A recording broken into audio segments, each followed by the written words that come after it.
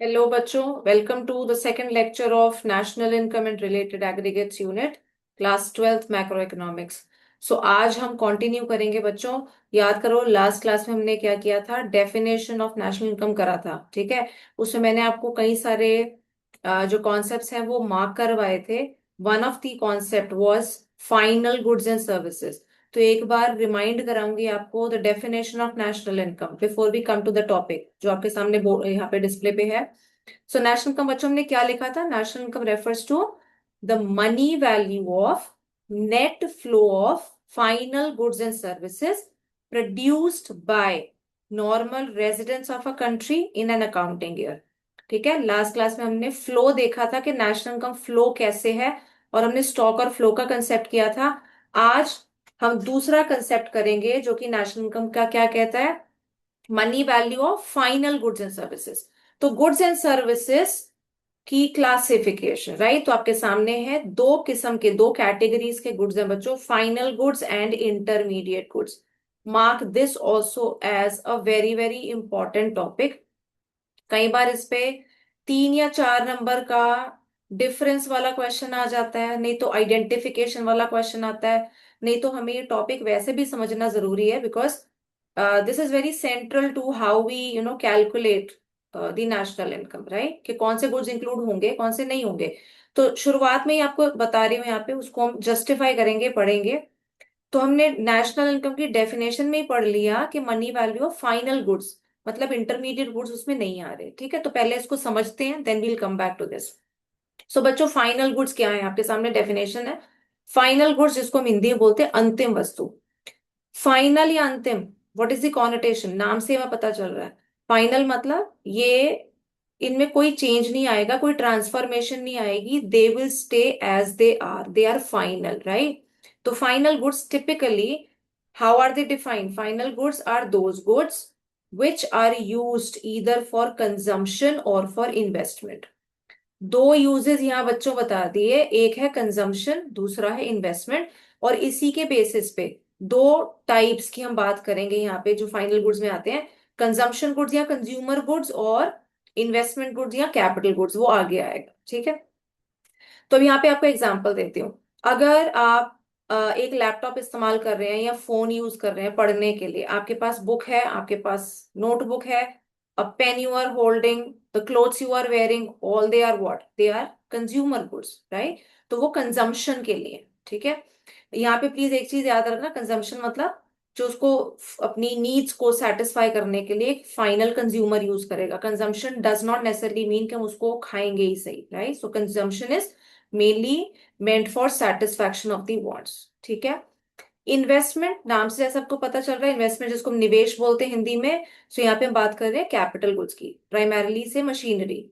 ठीक है, तो ये हमारा इन्वेस्टमेंट, जो इन्वेस्टमेंट की बात हम कर रहे हैं, capital goods, they are meant for production purpose. ठीक है, तो अब यहाँ पे देखेंगे एक बार।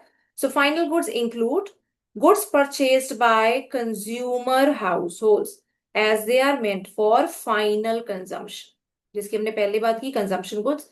Like milk purchase by households, मैंने आपको और भी कई सारे एग्जांपल दिए। जो भी चीजें हाउस होल्ड खरीदता है, सारे गुड्स कंज्यूमर गुड्स हैं। ठीक है, except for, if you talk about, यहाँ पे एक चीज आपको शुरुआत में बता रही हूँ, बार बार आगे आएगी, बट स्टिल, सिर्फ एक चीज को छोड़ के सारे गुड्स कंजम्पशन गुड्स या कंज्यूमर गुड्स है हाउस होल्ड्स के लिए। और वो एक चीज क्या है, उनका ड्वेलिंग और हाउस, जो उनका घर है। सिर्फ एक वो चीज है जो हाउस होल्ड्स के लिए इन्वेस्टमेंट होती है, बाकी सारी चीजें कंजम्पशन गुड्स। ठीक है, we'll talk about this in detail letter.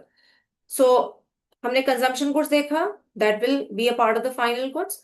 Goods purchased by firms for capital formation और इन्वेस्टमेंट। तो यहाँ पे इन्वेस्टमेंट, जैसे मैंने आपको कहा, इसका जो मेन कॉनोटेशन है that is for production purpose. तो फर्म्स जिस कमोडिटी को इस्तेमाल करेंगी, तो इन्वेस्टमेंट के लिए जो कैपिटल गुड्स बोलते हैं, कैपिटल गुड्स बच्चों होते ही वही हैं जो कंज्यूमर गुड्स को या दूसरे गुड्स को बनाने में हेल्प करते हैं। ठीक है, so like machinery purchased by a firm. I hope we are clear with this. ठीक है, सिमिलरली आपको यहाँ पे एक और एग्जांपल दूं। अगर मैं कहूँ, आप फोटो कॉपी कराने एक स्टेशनरी शॉप में जाते हैं, वहां पे उसके पास फोटो कॉपियर मशीन है। ठीक है, या उसके पास वहां पे उसने एक वो रखा हुआ है, से refrigerator for his own purpose, right, या कंप्यूटर, ठीक है। So all this is nothing but machinery. और वो जो मशीनरी वहां पे उसने रखी हुई है अपनी दुकान में, वो उसको क्या कर रहा है, अपने घर के लिए इस्तेमाल नहीं कर रहा, वो उसको प्रोडक्शन पर्पस के लिए यूज कर रहा है। He is using that all machinery, all these things in his shop which is meant for production purpose, right, और उसके थ्रू वो पैसा कमा रहा है। तो ये सारी चीजें बच्चों क्या हो गई, ये उसके कैपिटल गुड्स हैं, ठीक है, उसकी इन्वेस्टमेंट है, right. Okay, so I hope you are clear with final goods. Final goods के दो पर्पस हमने पढ़े, वो गुड्स हैं which are either meant for consumption और फॉर इन्वेस्टमेंट, ठीक है।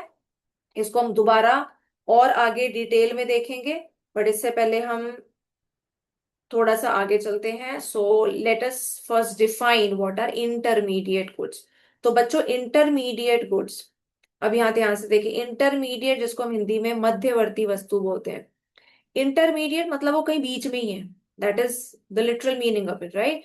तो वो प्रोडक्शन प्रोसेस में ही कहीं अंदर है और उनमें कोई ट्रांसफॉर्मेशन, उनमें कोई चेंज, कोई बदलाव आएगा, they are not final as yet, ठीक है। तो इन गुड्स के भी दो यहाँ पे यूजेस होंगे। So intermediate goods specifically by their use refer to those goods which are either used for resale और for further production in the same year. Same year यहाँ पे बच्चों इंपॉर्टेंट है, इसको लिखना मत भूलना, क्यों बताऊंगी अभी, ठीक है। तो दो चीजें यहाँ पे मार्क कर रहे हैं, रीसेल और फर्दर प्रोडक्शन। अब रीसेल जैसे अगर मैं कहूँ, आप एक कन्फेक्शनर शॉप के पास जाते हो, ठीक है, कन्फेक्शनरी वाली शॉप है, आप उसके पास जाके से ब्रेड लेके आते हो या दूध लेके आते हो। तो उसने क्या किया, वो चीज ऐसे ही है, वो दूध का जो पैकेट है या वो ब्रेड उसने मैन्युफैक्चर नहीं की, उसने प्रोड्यूस नहीं करी। वो क्या कर रहा है, उसके पास वो सामान पीछे से आ रहा है, वो रीसेल कर रहा है, he is a retailer, right. तो उसको रीसेल कर रहा है एज इट इज, और उसके थ्रू वो पैसे अर्न कर रहा है। तो वो वाली जो चीज है, वो दूध का पैकेट, वो ब्रेड का पैकेट, वो क्या हो गया, वो इंटरमीडिएट गुड है, he is selling that to you and making money, right. तो वो भी एक, he is into his business, उसने जो दुकान खोल रखी है, he is earning through that, that is also part of production, ठीक। सिमिलरली कहें फॉर फर्दर प्रोडक्शन, तो अगर मैं सेम एग्जांपल यहाँ पे उठा लूं, मैंने मिल्क के पैकेट की बात की, तो अब एक डेयरी वाली शॉप है, वो उस दूध खरीदता है और उससे से वो दही बनाता है या उससे से स्वीट्स बनाता है, and he sells that curd और स्वीट्स टू यू, राइट। तो जो उसने दूध इस्तेमाल किया वो क्या है, उसका रॉ मटेरियल है। So that raw material is nothing but, that milk as a raw material is nothing but intermediate good, because that is being used in the production process, ठीक है। अब इन द सेम ईयर का क्या importance है बच्चों, उसी साल में अगर इस्तेमाल हो जाएगा या रीसेल हो जाएगा तो इंटरमीडिएट है। अगर साल के एंड तक मेरे पास बच गया तो वो मेरा क्या है, स्टॉक है। स्टॉक मतलब मैं उसको एज अ प्रोड्यूसर, अगर मेरे पास साल के एंड में सामान बचा हुआ है, चाहे मैं उसको अगले साल रीसेल करूं या रॉ मटेरियल है जो मैं अगले साल इस्तेमाल करूंगी प्रोडक्शन के लिए, तो वो मेरी इन्वेंट्री या स्टॉक कहलाएगा, और उस पे मेरा पैसा लगा हुआ है, हाँ या ना। मैंने रॉ मटेरियल खरीदा है, जो भी खरीदा आगे बेचने के लिए, उसमें मेरा पैसा लगा हुआ है। तो वो जो मेरी स्टॉक और इन्वेंट्री है, वो मेरी इन्वेस्टमेंट का हिस्सा हो गया, उसको मैं अगले साल तक लेके जाऊंगी, कैरी फॉरवर्ड करूंगी, और उसको अगले साल इस्तेमाल करूंगी पैसा कमाने के लिए, ठीक है। तो इंटरमीडिएट सिर्फ वो गुड्स हुए जो इस साल आगे बेचे गए, रीसेल हुए, या उनको इस्तेमाल किया गया for further production. So that is the reason in the same year लिखना या समझना हमेशा याद रखना इंपॉर्टेंट है, ठीक है। I hope you are clear with this. Examples देखते हैं यहाँ पे। So intermediate goods include goods purchased for resale like milk purchased by a dairy shop, ठीक है। उसने लिया है और वो आगे आपको बेचेगा, दूध ही बेचेगा, तो वो क्या हो गया, that is nothing but intermediate. Goods use for further production like milk use for making sweets, तो अगर वो उसकी मिठाई बना के बेच रहा है तो that is being use for further production, है वो फिर भी इंटरमीडिएट, ठीक है। I hope you are clear with these two particular usages of the intermediate goods, और डिस्टिंक्शन हमें समझ आ पा रही है कि फाइनल मतलब क्या है और इंटरमीडिएट क्या है, ठीक है। तो इसमें कंफ्यूज नहीं होना बच्चों, फाइनल में भी हमने कहा उसमें ट्रांसफॉर्मेशन नहीं आएगी, ठीक है। यहाँ पे भी आपको ये लग सकता है जो रीसेल हो रहा है, दूध का पैकेट एज इट इज वो बेच रहा है, ठीक है, तो वो या what ever the thing is, for example even अगर मैं कार की बात करूँ, कोई कार का डीलर है, वो कार को आगे बेच रहा है, तो that is meant for resale, change उसमें भी नहीं आ रहा, पर वो बंदा अपनी सर्विस दे रहा है। ये चीज जरूर याद रखो, that particular person, be it a dairy shop, be it a car dealer, they are adding up, they are rendering their services, right. पर फाइनल गुड के केस में वो चीज नहीं है, उसको हमने इस्तेमाल किया है अपने लिए। ठीक है, so that is the difference we are talking about, right. वहां पे रीसेल नहीं हुआ। So I hope you are clear with this point. So having done this, आप यहाँ पे आप आगे देखें। तो यहाँ पे एक पॉइंट आ रहा है बच्चों, ये अभी हम इसको आगे करेंगे, बट यहाँ पे दे रखा है तो I just refer to this. So intermediate goods के बारे में कुछ इंपॉर्टेंट पॉइंट्स है। Generally purchase by one production unit from another production unit, that is intermediate goods remain within the production boundary. ठीक है, प्रोडक्शन बाउंड्री का concept क्या है हमारे पास आगे आएगा। इस पॉइंट का यहाँ पे रेलेवेंस सिर्फ इतना है कि प्रोडक्शन प्रोसेस में ही रहते हैं। ठीक है, उसके बाद आगे फाइनल कंज्यूमर तक नहीं पहुंच पाते। ठीक है, we'll come to this point later on. Derived demand है, you can leave this is not that important. ये वाला पॉइंट बच्चों मार्क कर लेना। Durable goods like trucks, aircraft, vehicles etcetera purchased by government for military purposes are included under the category of intermediate goods as they are used to produce defence services and not for market sale. ठीक है, अब defence services याद करो, government provide कराती है as a part of the social welfare. ठीक है, तो अगर गवर्नमेंट डिफेंस सर्विस दे रही है, that is not actually counted in production, that is meant for social welfare. Government is providing a service, तो जो उसके लिए गवर्नमेंट चाहे ड्यूरेबल गुड्स भी खरीद रही है, ठीक है, तो उसको इन्वेस्टमेंट हम नहीं मानते हैं, हम उनको यूज्ड अप मानते हैं। In they are getting used up in the production process, because military purpose के लिए जो गवर्नमेंट ने गुड्स खरीदे, दे somehow are having a higher probability of you know being destroyed, right, वो खत्म हो जाएंगे, अनसर्टेनिटी है। So because of that reason, as a standard practice जो नेशनल इनकम अकाउंटिंग में फॉलो करी जाती है, they are included in the category of intermediate goods. ठीक है, next one. So value of intermediate goods is merged with the value of final goods, right? We'll come to this in the next point. So just let me move further. So अभी यहाँ पे हम देखेंगे बच्चों अगला concept. तो ऊपर हमने पढ़ा तो प्रोडक्शन बाउंड्री का भी हमने नाम देखा, और जो तीसरा पॉइंट मैंने आपको कहा वो भी यहाँ पे कवर हो जाएगा। ठीक है, कि इंटरमीडिएट गुड्स हमारे फाइनल गुड्स में जुड़े होते हैं। So let us look at this. So यहाँ पे आपको पहले एक एग्जाम्पल दूंगी, इधर भी एक एग्जाम्पल दिया है, वो भी हम कर सकते हैं, नहीं तो एक एग्जाम्पल आपको दूंगी जो आपके फोर्थ चैप्टर में आएगा, तो वो भी यहाँ पे बताती हूँ, राइट। सो अगर मैं कहूँ बच्चों, एक फार्मर है, ठीक है, फार्मर क्या उगा रहा है, गेहूं, right. So farmer grows wheat and the value, market value of that wheat is 500 rupees. ठीक, तो फार्मर एक एंटिटी हो गई, एक प्रोडक्शन एंटिटी, वो वीट उगा रहा है 500 रुपए का, वो वीट बेचता है आगे किसको, मिलर को।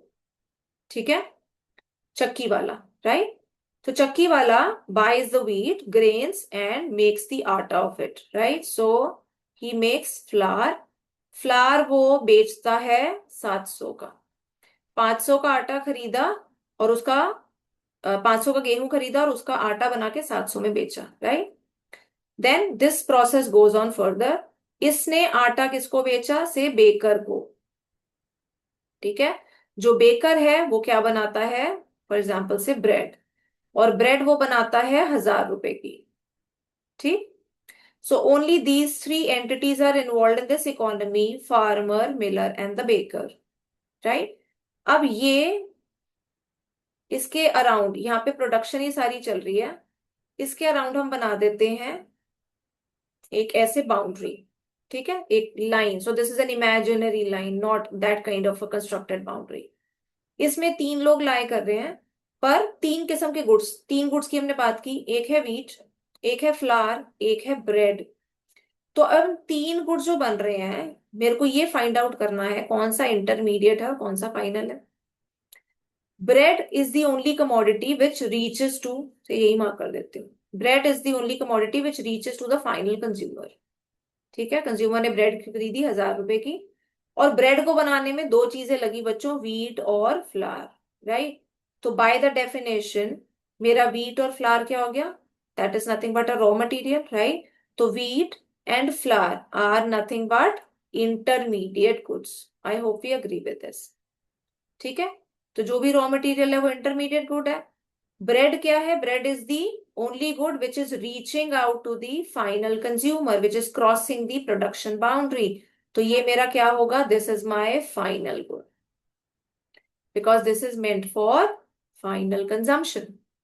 ठीक है, तो वो गुड, अब इस ये कॉन्सेप्ट जो हमने पढ़ा, तो यहाँ पे पहली चीज, प्रोडक्शन बाउंड्री एक ऐसी इमेजिनरी लाइन है, एक बाउंड्री है around the production sector, right. इसके अंदर प्रोडक्शन हो रही है, जो प्रोडक्शन बाउंड्री के बाहर कमोडिटी निकल आई, which is bread in this particular example, that is nothing but final good।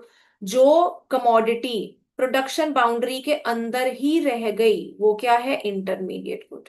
ठीक है, तो यहाँ पे देखो, the production boundary is the line around the productive या प्रोडक्शन सेक्टर। तो यहाँ पे सिर्फ बेसिक ये कंसेप्ट एज सच इस पे 3 नंबर का क्वेश्चन नहीं आता, बट कॉन्सेप्ट हमारे सिलेबस का हिस्सा है, इंपॉर्टेंट कंसेप्ट है, तो पढ़ना हमने ऑब्वियसली जरूर है।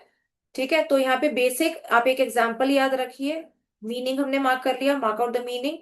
Then this one, as long as goods remain within the production boundary, ये इसकी रेलेवेंस हो गई।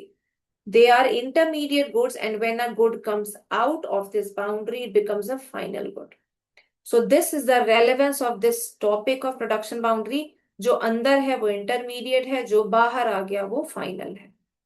ठीक है, और याद करो फिर से, हम ये टॉपिक पढ़ क्यों रहे हैं, क्योंकि जो फाइनल गुड्स हैं सिर्फ उनकी वैल्यू काउंट होगी नेशनल इनकम, इंटरमीडिएट नहीं होगी। क्यों नहीं होगी, इस एग्जांपल से फिर से देखते हैं, यही वाला एग्जांपल जो मैं डिस्कस कर रही थी आपके 4th चैप्टर में, यही वाला एग्जांपल आएगा।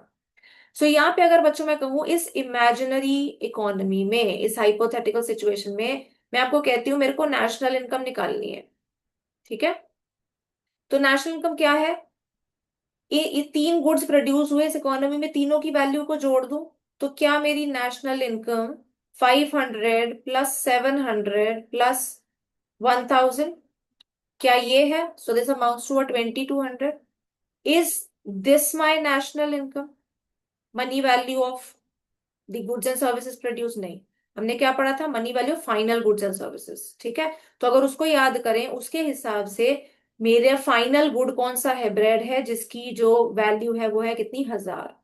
तो this is not the right picture of national income, because national income actually ideally is nothing but the value of final good which is 1000।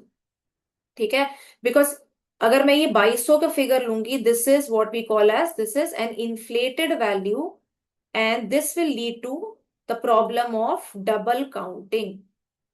अभी यहाँ पे सिर्फ ब्रीफ में बता के आपको छोड़ रही हूं, क्योंकि यहाँ पे उसका मेंशन है, but this comes in a greater detail in 4th chapter.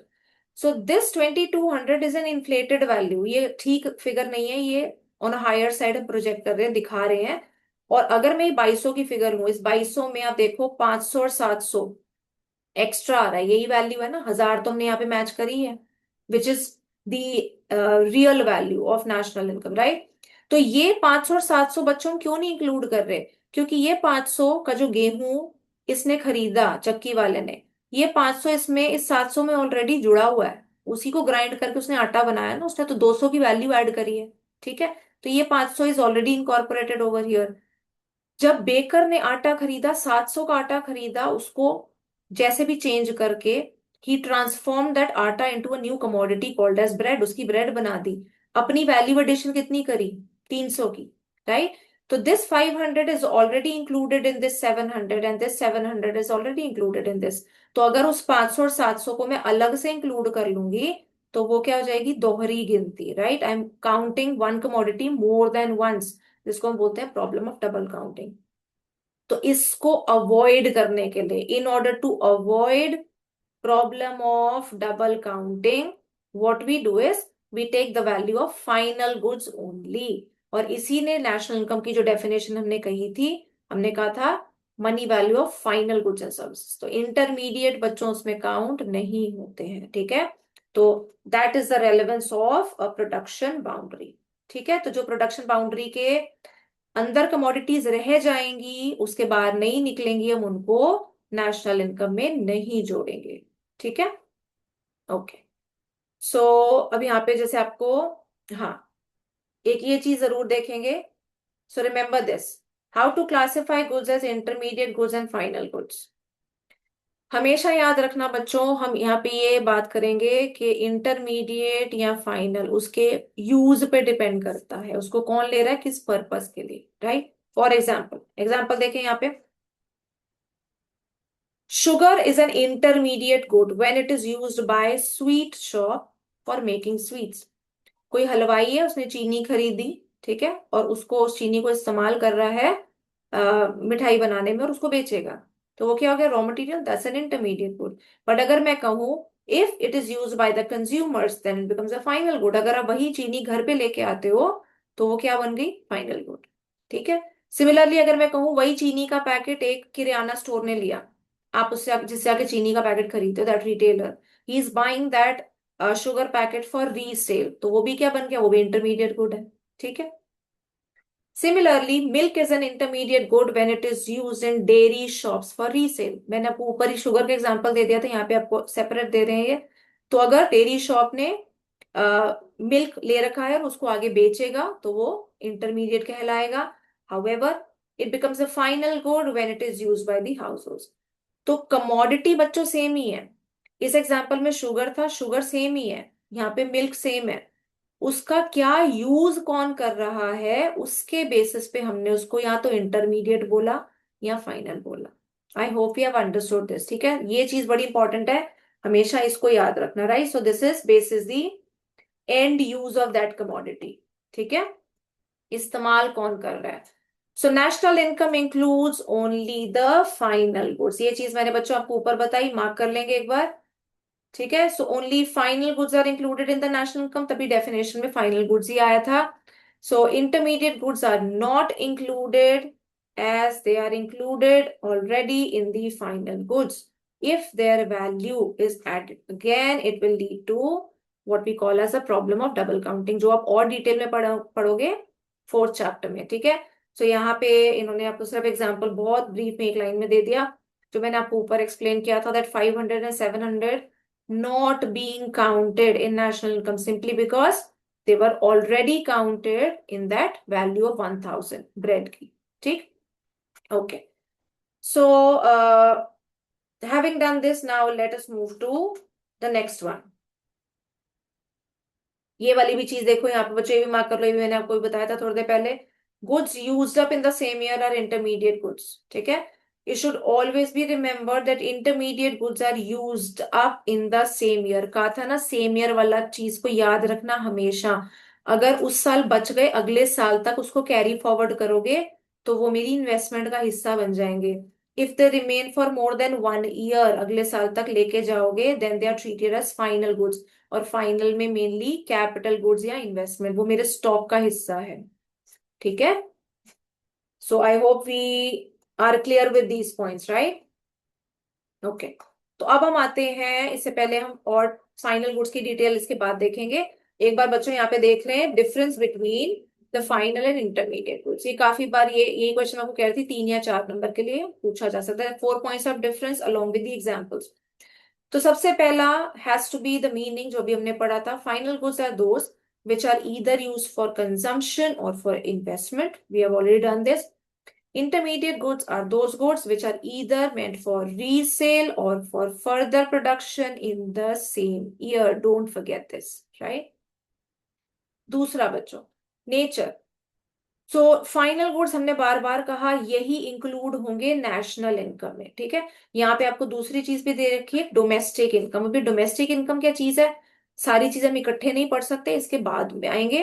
But national income अगर बोला इसमें काउंट होंगे तो ऑटोमेटिकली डोमेस्टिक इनकम में भी काउंट होंगे। ठीक है, और इंटरमीडिएट गुड्स अगर नेशनल इनकम में काउंट नहीं होंगे तो डोमेस्टिक में भी काउंट नहीं होंगे। So they are neither included in national nor in domestic income. Reason वही है, क्योंकि इनको भी जोड़ लिया तो प्रॉब्लम ऑफ डबल काउंटिंग हो जाएगी। ठीक है। तीसरा, वैल्यू एडिशन, जैसे हमने पहले बात की थी, फाइनल गुड्स फाइनल है, इनमें वैल्यू एडिशन की जरूरत नहीं है, right. So they are ready for use by their final users, no value has to be added to the final goods. ठीक है। Intermediate goods are not ready for use, इसमें कोई ना कोई चेंज होगा, या रीसेल की भी बात कर रहे हैं तो that has to be resold, right. So some value has to be added to the intermediate goods. ठीक। फोर्थ पॉइंट, प्रोडक्शन बाउंड्री, अभी हमने पढ़ा final goods cross the production boundary, they have cross the production boundary, and intermediate goods are within the production boundary. ठीक है। I hope we are clear with the 4 points of difference between final and intermediate. Last चीज बच्चों, example जो हमने ऊपर भी discuss किए ही हैं, स्टिल एक बार देख लो यहाँ पे। Milk purchase by household for consumption, definitely it's a final good. Car purchase as an investment, investment कैसे हो जाएगी? अगर मैं कहूँ जैसे ओला उबर वालों के पास जो फ्लीट ऑफ कार्स है, राइट, या किसी ने कार खरीद रखी है और उसको टैक्सी की तरह यूज कर रहे हैं, तो वो क्या होगी? इन्वेस्टमेंट, क्योंकि उससे पैसे कमा रहे हैं। ठीक है, तो वो कैपिटल गुड है, इन्वेस्टमेंट है, but still that's a final good. Intermediate good, milk used in the dairy shop for resale, ये एग्जांपल बहुत बार हमने ऊपर पढ़ा। Coal used in factory for further production, raw material है, फर्दर प्रोडक्शन में इस्तेमाल होगा, तो क्या हो गया हमारा? That's an intermediate good, right. Okay, so now let us move further and see. अब यहाँ पे देखो एक और किस्म का क्वेश्चन जो पॉसिबिलिटी है हमारे बनने की, आइटम्स कैरेक्टराइज्ड, यहाँ पे आपको नजर आ रहा होगा, items categorized as intermediate and final products. ठीक है, तो आपको 3 या 4 अगर आइटम्स दिए, आपको बताना है इंटरमीडिएट है या फाइनल है विद रीजन। ठीक, तो थोड़े से एग्जांपल डिस्कस कर लेते हैं, सारे नहीं करेंगे यहाँ पे। So first one, paper purchase by a publisher, publisher जो प्रिंट कर रहा है, किताब बना रहा है, जो भी बना रहा है, पेपर उसके लिए क्या है? रॉ मटेरियल, तो इंटरमीडिएट गुड हो गया। ठीक है, paper is use for further production during the same year. लिखनी बच्चों को डेफिनेशन का वही हिस्सा लिखना है। ठीक है, ये हमेशा याद रखना, तो कॉन्सेप्ट वही आएगा हमारा। Furniture purchase by a school, school ने फर्नीचर खरीदा, क्या है? उसकी इन्वेस्टमेंट है, कोई ऐसा तो नहीं एकदम से खत्म हो जाएगा, स्कूल भी प्रोडक्शन कर रहा है सर्विसेज की, एजुकेशन सर्विसेज, पर जो फर्नीचर वहां पे है वो उसका लंबे समय तक चलेगा, सो that is what? That is an investment, final good, right. So it's a final product because it is purchase for investment. ठीक है, तो इन्वेस्टमेंट वाला हिस्सा हमारा फाइनल गुड्स की डेफिनेशन में आया। Milk purchase by households, क्या है हमारा? डेफिनेटली फाइनल गुड, क्यों है? Meant for final consumption, right. Purchase of rice by a grocery shop, rice खरीदेगा और आगे बेचेगा, तो क्या हो गया? Resale, and that makes it intermediate because purchase for resale. ठीक है, I hope you are able to understand. लिखना यहाँ पे हमें एग्जैक्टली वही एक रीजन है जो कि उसकी डेफिनेशन में आ रहा है, and we identify it as इधर इंटरमीडिएट और final. Coal use by manufacturing firms, अभी हमने पढ़ा था एग्जाम्पल में, क्या है? रॉ मटेरियल है कोल, तो that makes it intermediate because it will be use for further production during the same year. ठीक है, computers installed in an office, अभी मैं थोड़ी देर पहले बात की थी, किसी ऑफिस में कंप्यूटर लगे हैं, क्या है? उनकी इन्वेस्टमेंट है, उनको कई साल तक इस्तेमाल करेंगे for making money for production, right. So investment, final product, purchase for investment. ठीक है, coal use by consumer household, जैसे हाउस होल्ड का नाम दे दिया, क्या बन गया? फाइनल कंजम्पशन, बेच नहीं रहे, final product, use for final consumption.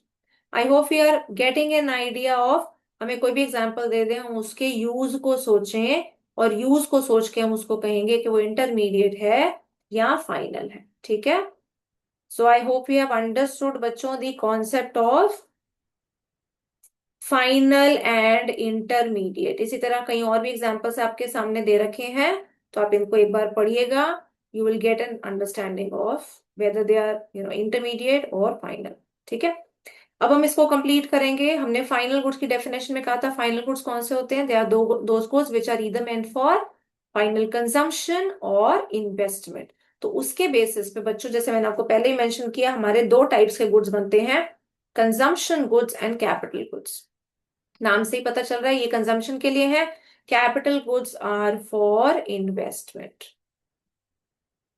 ठीक है,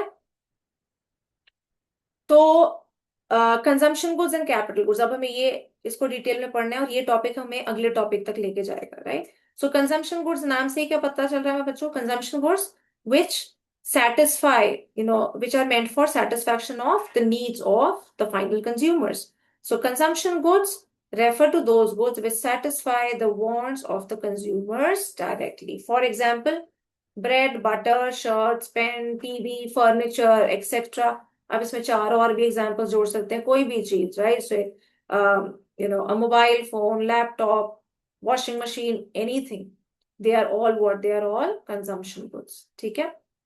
अब कंजम्पशन गुड्स की बच्चों चार किस्म के कंजम्पशन गुड्स हैं, तो वो देख लेते हैं एक बार, ठीक है, वो भी पता होना चाहिए हमको।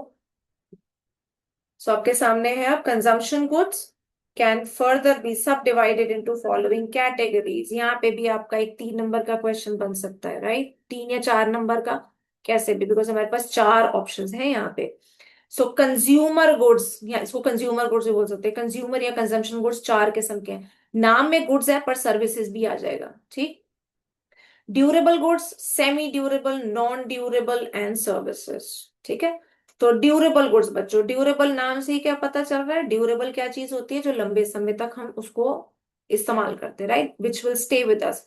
तो अभी जैसे हमने एग्जांपल यहाँ पे किया, टीवी, फर्नीचर, मैंने कहा वॉशिंग मशीन या लैपटॉप, सो वो इतनी जल्दी खत्म नहीं हो जाएगा, उसका एक डेफिनेट, एक relatively a long span of time it has, right? So such goods are all durable goods. So it refers to those goods which can be used again and again over a considerable period of time. ठीक है। For example television, refrigerators, इसमें आप और भी चीजें जोड़ सकते हैं, जैसे हमने किसी भी मशीनरी इक्विपमेंट की बात की है, air conditioner, washing machine, anything, right. So they are all durable in nature, even say a car, right. Semi durable बच्चों, सेमी ड्यूरेबल नाम से क्या पता चल रहा है, ड्यूरेबल भी है पर नहीं भी है।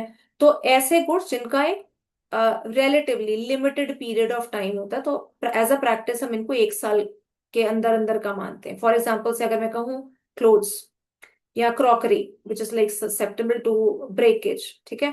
बाकी अगर हम कपड़ों की बात कर रहे हैं तो उसमें भी आपकी संभाल पे डिपेंड करता है, और जरूरी ऐसा एज अ प्रैक्टिस नहीं है कि 1 साल के बाद हम उसको फेंक ही देंगे, नहीं। people use them over and over again, but just as a national income accounting practice, we take them as semi durable, right.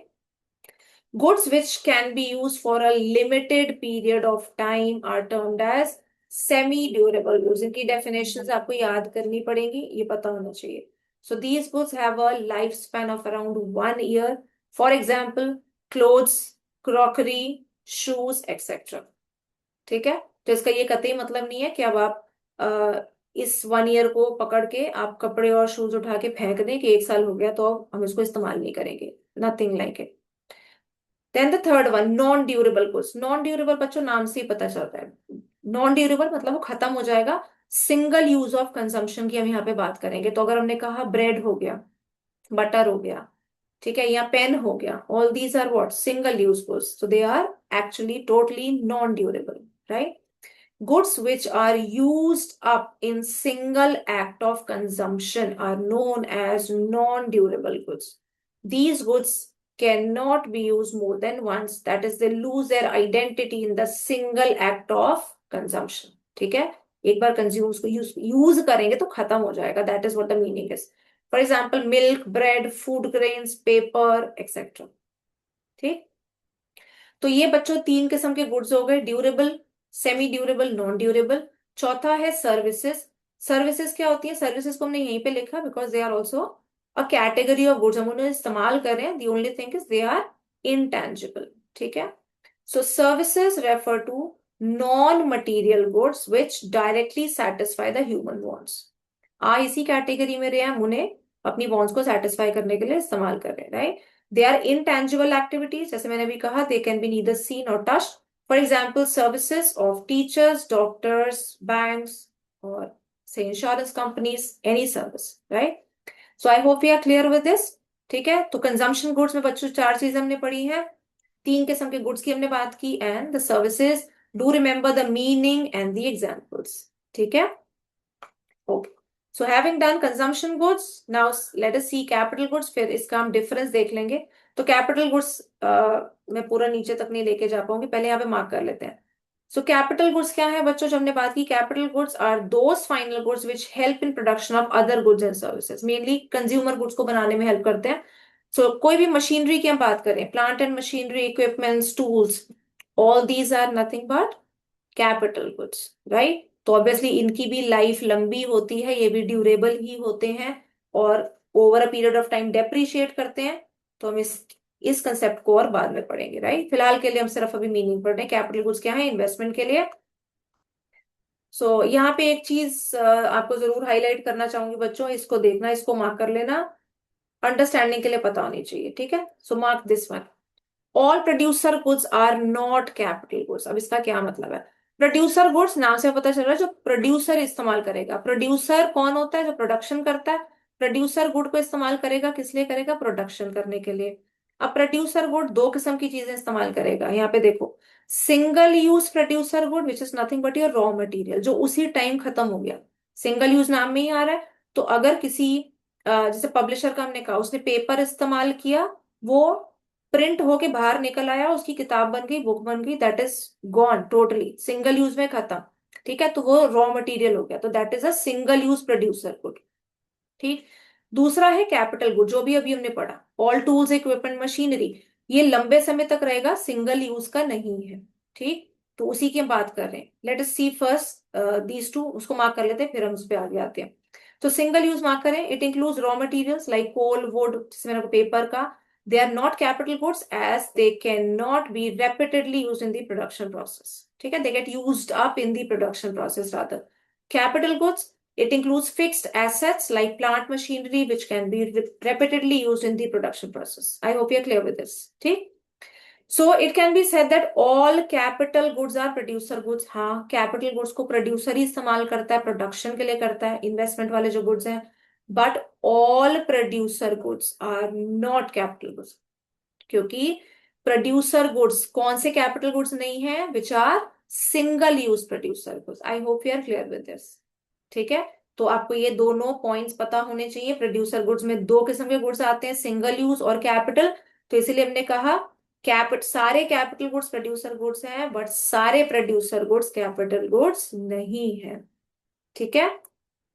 Okay, so now coming over to the difference between consumption and capital goods. हमने दोनों देख लिए, तो ये एक difference वाला बच्चों हमारा भी क्वेश्चन बन जाता है, which can be a possible 3 mark का क्वेश्चन अगर स्ट्रेट फॉरवर्ड डिफरेंस वाला आ गया, राइट। तो सबसे पहले यहाँ पे मीनिंग लिखेंगे, सेटिस्फैक्शन ऑफ ह्यूमन वांट्स, इस तरीके से नहीं लिखना है, राइट। तो पहला has to be the meaning itself, meaning या डेफिनेशन जो आपने ऊपर पढ़ी है वहीं से उठाना। तो कंजम्पशन गुड्स हमने क्या पढ़ा था, consumption goods are those goods which satisfy the wants of the final consumers directly, right। तो these goods satisfy human wants directly। capital goods कौन से होते हैं, capital goods are those goods which help in production of the other goods, right। so ये यहाँ पे मत लिखना कि indirectly pick up the definition, जो भी हमने ऊपर मार्क करी थी, पढ़ी थी, ठीक है। Point number 2, production capacity. Consumer जो कंजम्पशन गुड्स हैं, जो कंज्यूमर गुड्स हैं, ये कंजम्पशन के लिए है, प्रोडक्शन कैपेसिटी बढ़ाने के लिए नहीं है, ठीक है। तो they do not promote production capacity. Production capacity, हमारी प्रोडक्शन करने की क्षमता सिर्फ मशीनों से बढ़ती है, which are capital goods. So capital goods help in raising production capacity. I hope you are clear with this, ठीक है। Third point, expected life. Consumption goods बच्चों हमने 4 किस्म के पढ़े। सो ड्यूरेबल को अगर हटा दें, बाकी सबकी लाइफ, जो एक्सपेक्टेड लाइफ है, वो रिलेटिवली कम है। But capital goods by the very nature, सारी मशीन, टूल्स, इक्विपमेंट्स की हम बात करते हैं, तो इनकी एक्सपेक्टेड लाइफ रिलेटिवली ज्यादा होती है। So most of the consumption goods except the durable goods have limited expected life, ठीक है। Capital goods generally have an expected life of more than 1 year।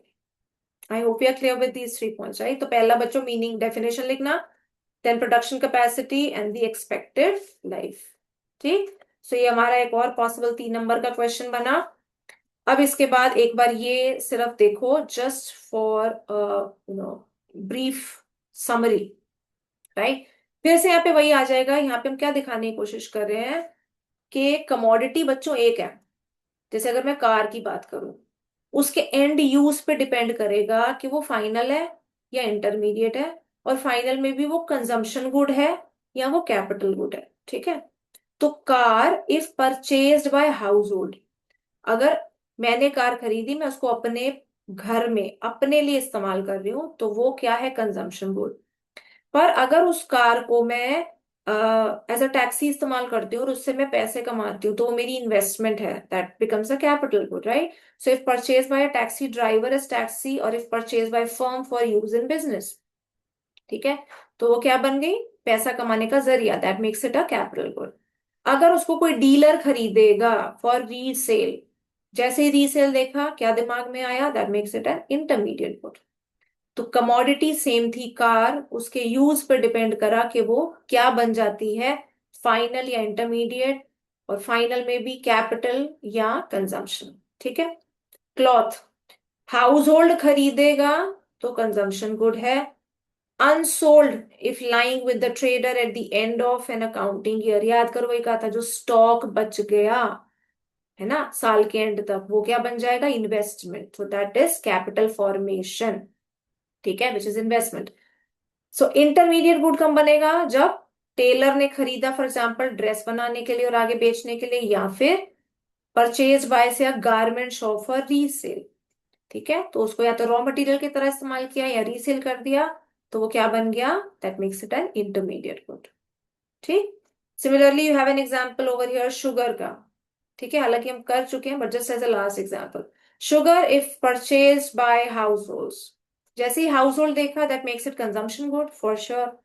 If lying unsold with the trader at the end of the year, उसके पास stock बच जाता है sugar का, वो क्या बन जाएगा, इन्वेस्टमेंट गुड, कैपिटल गुड। अगर एक स्वीट शॉप खरीदता है, उसको स्वीट्स बनाने वाली शॉप खरीदती है फॉर मेकिंग स्वीट्स, राइट, या एक जो ग्रोसरी स्टोर है वो खरीदता है for resale, that makes it an intermediate good. ठीक है। So bottom line, always to distinguish a final and intermediate good is its end use, right, end use. ठीक है, ये चीज बच्चों हमेशा बस याद रखनी है, तो कोई भी गलती नहीं होगी। I hope we are absolutely clear with the meaning, the concept of final and intermediate goods। और हमने ये क्यों पढ़ा, because national income includes only the value of final goods and services। ठीक है, तो हमने बच्चों एक दूसरा कंसेप्ट आज कर लिया है, जो नेशनल इनकम में एक बहुत इंपॉर्टेंट कॉन्सेप्ट है, फाइनल गुड्स का और इंटरमीडिएट गुड्स का। So I will continue with the same unit in the next class. Till then I hope you revise this, जो सारे और भी एग्जाम्पल्स एक बार उसको भी पढ़ लेना, to get even a better clarity of all possible examples. ठीक है, क्वेश्चंस किस किस्म के बनते हैं वो मैंने आपको साथ साथ बता ही दिया। So next class I will continue with another topic of the same unit. Till then enjoy reading. Thank you for today.